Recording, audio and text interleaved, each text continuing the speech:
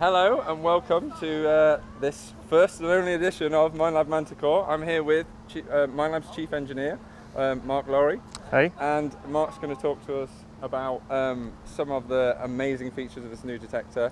And we're going to crack straight off with a fun one. Right, I want to get straight in because everyone's going to be like, what does it do? What does it do? So, could you do a Manticore minute? Could you tell us in 1 minute, roughly, give or take 5, what are the main features of this detector? Okay, so the main features are got more power, about 50% more power, which lets you light up more targets in the ground and more depth.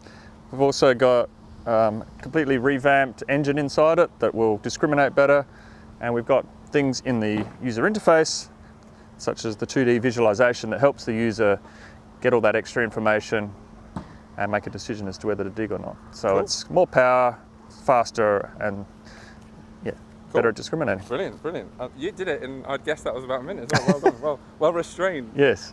Unlike the Manticore. Could you tell me then, because you've spoken about the brain of it and its intelligence, what about the actual physical elements? What are the best physical elements in your opinion? So we've really tried to make this a really lightweight platform. So it's carbon fiber, telescopic all the way up. It can collapse right down really quickly. It's got nice cam locks. And it's light. It's lighter than an Equinox. Comes in about 1.3 kilos, and it's very waterproof. Oh, yeah. Cool. So it's a really robust platform. We listen to a lot of the customers, and that's what they want, and that's what we've made. So, which feature are you most excited about on the Manticore? I always get excited with new products that they are going to find more. That comes down to everything working together as one harmonious system. But I guess for me, the redoing the audio, the 2D visualization, the discrimination, and just that whole new engine, and that just going deeper as a result and finding better targets and ignoring all of the ferrous trash you don't want to find. So, is that one feature? That sounded like 4, but that's good. So when you say new audio, what do you mean by that? So it's got a new version of Multi IQ unit, which is the engine of the detector.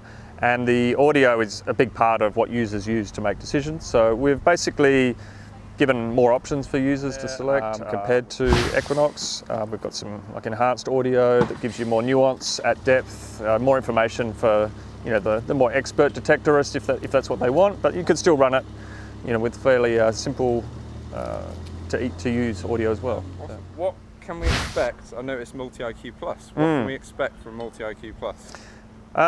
We've spent over 3 years on this project, and the engineers back in Australia have done heaps of work on making the discrimination so it's the decision-making part of the detector that presents the options to the user, getting that to a next level basically. So customers are just going to be wowed by how much better it performs in dense trash and certain situations like that. So you use the word information a lot, so it's just streamlining that process and just giving you more. Yeah, it's trying to really make sure that it gives you the best shot at making the best decision as to whether to dig or not dig. I like that, yep. Saving work is good. Right, this one's a bit more to taste, but I'll be interested. Do you think this is the best coin and treasure machine that Minelab have ever released? Ooh, tricky question. I'm going to go with a yes. Nice. We've definitely taken all the learnings from the Equinox product line, drawn that up, make it a more premium detector than that. At the same time, we've borrowed some things from CTX 3030, like the 2D ID screen, but we've revamped that as well. So yeah, in a sense, it's the latest generation. Cool. Right. In terms of performance, then you've gone for quite an epic name and an epic brand. What makes the Manticore so epic? I think you need to link it to mostly the power. It's a real beast of a detector. Yeah. That's a bit of a tagline we're running with it at this event, launching it. So.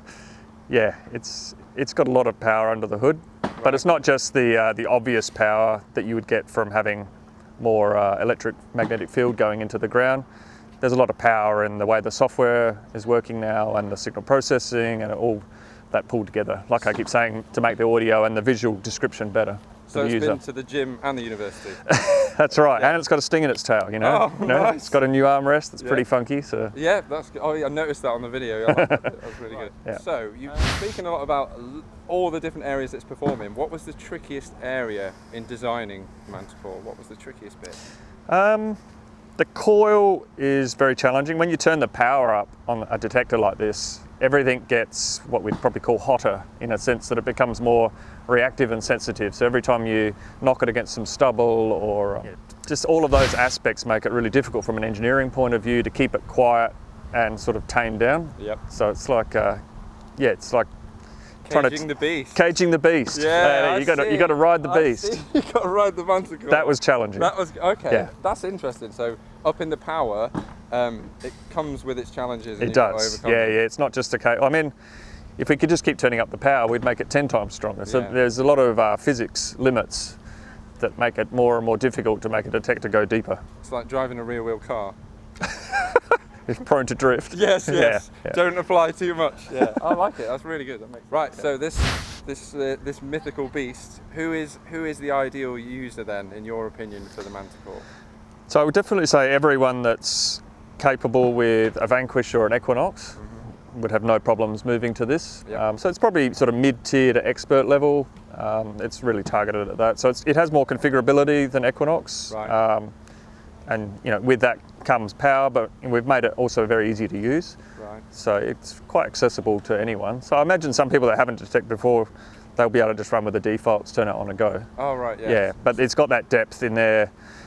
It's got a more advanced screen than Equinox, which means we can have more menus that allow people to configure it how they choose. So the experts can really get in there and yeah. play. But at the same time, we've made it's quite layered and approachable, so anybody can just pick it up and go. Yeah, cool, brilliant. Right, you spoke about this a little bit, but from design to announcement, how long has the Manticore taken to get to us, basically? About 3 years in total from go to woe, with quite a big project team in Adelaide and Australia.